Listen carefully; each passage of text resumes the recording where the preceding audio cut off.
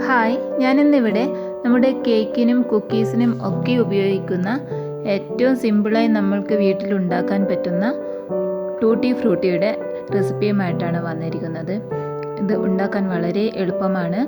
ഞാനിവിടെ പപ്പായ ഉപയോഗിച്ചിട്ടല്ല ഉണ്ടാക്കിയിരിക്കുന്നത്, തണ്ണിമത്തൻ്റെ തൊലി ഉപയോഗിച്ചിട്ടാണ് ഇത് ഉണ്ടാക്കിയിരിക്കുന്നത്. തണ്ണിമത്തൻ എപ്പോഴും മാർക്കറ്റിൽ അവൈലബിൾ ആയതുകൊണ്ട് തന്നെ പെട്ടെന്ന് നമുക്ക് ടൂട്ടി ഫ്രൂട്ടിയൊക്കെ ആവശ്യമുള്ള സമയത്ത് ഇതുപോലെ ഉണ്ടാക്കി നോക്കിയാൽ മതി. ഇതിപ്പോൾ ഞാൻ ഒരു തണ്ണിമത്തൻ മുഴുവനായും അതിൻ്റെ തോല് ഭാഗം എടുത്തിരിക്കുകയാണ്. ഇനി ഇതിൻ്റെ പുറമേയുള്ള ആ പച്ചത്തൊലിയൊക്കെ നന്നായി ചെത്തിക്കളയണം. അതുപോലെ തന്നെ ഉള്ളിലുള്ള റെഡ് കളറും മുഴുവനായിട്ടും കളഞ്ഞതിന് ശേഷം ഇതുപോലെ ആയിരിക്കണം തൊലി നമ്മൾ ക്ലീൻ ചെയ്യേണ്ടത്. ഇങ്ങനെ തൊലി ഭാഗം ചെറിയ പീസസായി കട്ട് ചെയ്യുമ്പോൾ ഇതിൻ്റെ പുറമേയുള്ള തൊലി കളയുന്നതിനും ഉള്ളിലെ ആ റെഡ് കളർ കളയുന്നതിനും എളുപ്പമായിരിക്കും. ഇനി ഇത് നന്നായി ക്ലീൻ ചെയ്ത് ഇപ്പോൾ ഞാൻ വെച്ചിട്ടുണ്ട്. അതിനുശേഷം ഇതുപോലെ വളരെ ചെറുതായിട്ട് അരിഞ്ഞു വെക്കണം. വളരെ ചെറുത് എന്ന് പറഞ്ഞാൽ ഈ ഒരു സൈസിൽ അരിഞ്ഞു വയ്ക്കുക. ഇനി അതിപ്പോൾ ഞാൻ മുഴുവനായും അരിഞ്ഞ് ഒരു പാത്രത്തിലേക്ക് മാറ്റിയിട്ടുണ്ട്. ഇനി ഇത് മുങ്ങുന്ന വിധത്തിൽ വെള്ളം ഒഴിച്ചാൽ മതി.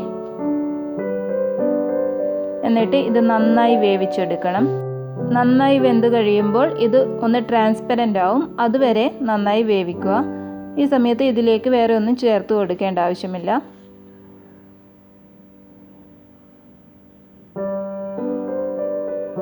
ഇതിപ്പോൾ നന്നായി വെന്തിട്ടുണ്ട്. ഇതാണ് ട്രാൻസ്പെറൻ്റ് എന്ന് പറയുന്നത്. ഇനി ഇത് ഒരു അരിപ്പയിലൂടെ വെള്ളം ഊറ്റി ഡ്രൈ ആക്കി എടുക്കണം. ഇനി ഒരു പാനിലേക്ക് 1 കപ്പ് പഞ്ചസാരയും അതിൻ്റെ ഇരട്ടി വെള്ളവും ചേർത്ത് നന്നായി തിളച്ചിട്ടുണ്ട്. തിളച്ച് വരുന്ന സമയത്ത് ഇതിലേക്ക് നേരത്തെ വേവിച്ച് വെച്ചിരുന്ന തണ്ണിമത്തൻ്റെ തൊലി ചേർത്ത് കൊടുക്കുകയാണ്.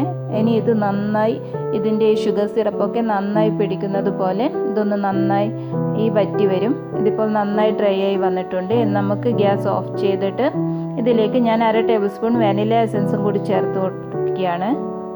ഇതൊന്ന് നന്നായി മിക്സ് ചെയ്യാം.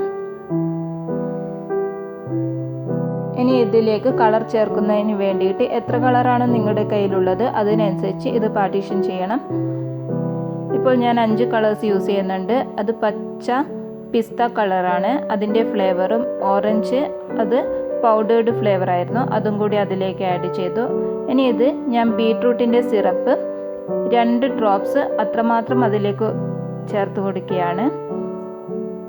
ഇനി മറ്റൊരു ബൗളിലേക്ക് ബീട്രൂട്ട് സിറപ്പ് തന്നെ 1 ടേബിൾ സ്പൂൺ മുഴുവനായിട്ടും ചേർത്ത് കൊടുക്കുകയാണ്. അപ്പോൾ ആദ്യത്തെ ആ ഒരു ബൗളിലേക്ക് ലൈറ്റ് കളറും മറ്റേ ബൗളിലേക്ക് കുറച്ച് ഡാർക്ക് കളറും വരുന്നതിന് വേണ്ടിയിട്ടാണ് ഇങ്ങനെ ചെയ്യുന്നത്. ഇനി ഈ 5ാമത്തെ ബൗളിലേക്ക് ഞാൻ മഞ്ഞൾപ്പൊടിയാണ് ചേർത്ത് കൊടുക്കുന്നത്. ഒരു 1/4 ടീസ്പൂൺ ചേർത്ത് കൊടുത്താൽ മതി.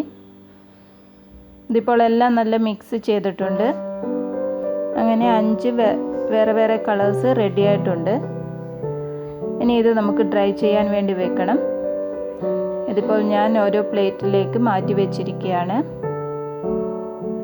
എവിടെയാണോ വെയിലുള്ളത് ആ ഒരു ഭാഗത്തേക്ക് നിങ്ങൾക്ക് മാറ്റി വയ്ക്കാം. എനിക്കിവിടെ പുറത്ത് വെയിൽ കുറവായതുകൊണ്ട് ജനലിൻ്റെ അടുത്ത് നന്നായി കാറ്റിന് കിട്ടുന്ന ഒരു ഭാഗത്താണ് ഞാനിപ്പോൾ വെച്ചിരിക്കുന്നത്. ഇതൊന്ന് ഡ്രൈ ആയി വരുന്നത് വരെ കാത്തിരിക്കണം. ഞാനിങ്ങനെ 2 ദിവസം വെച്ചിരുന്നു.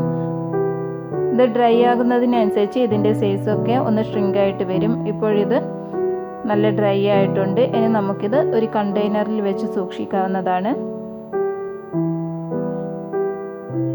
നിങ്ങളെല്ലാവരും ഈ ഒരു കളേഴ്സൊക്കെ ഒന്ന് ട്രൈ ചെയ്ത് നോക്കണം. ആ ബീട്രൂട്ടിൻ്റെ കളർ തന്നെ നല്ല ഒരു റെഡിഷ് ആയിട്ട് തന്നെ നിൽക്കുന്നുണ്ട്. യെല്ലോ കളറും അത് മഞ്ഞളിൻ്റെതും. അതുകൊണ്ട് കൂടുതലായിട്ട് നിങ്ങൾ കളേഴ്സ് യൂസ് ചെയ്യണമെന്നില്ല, സിന്തറ്റിക് കളേഴ്സ്. ഇത് തന്നെ നമ്മുടെ വീട്ടിലുള്ള കളേഴ്സ് തന്നെ ഉപയോഗിച്ച് ഇങ്ങനെ ചെയ്ത് നോക്കാം. ഏറ്റവും ഈസിയായി ചെയ്യാൻ പറ്റുന്ന ഒരു റെസിപ്പിയാണിത്. എല്ലാവരും ട്രൈ ചെയ്ത് നോക്കണം. ഇഷ്ടമായെങ്കിൽ വീഡിയോ ഷെയർ ചെയ്യാനും ലൈക്ക് ചെയ്യാനും മറക്കരുത്. അതുപോലെ തന്നെ വീഡിയോ ഇഷ്ടമായെങ്കിൽ ചാനൽ ഒന്ന് സബ്സ്ക്രൈബ് ചെയ്ത് സപ്പോർട്ട് ചെയ്യണം. Thanks for watching. ഇനി അടുത്ത റെസിപ്പിയുമായി കാണാം.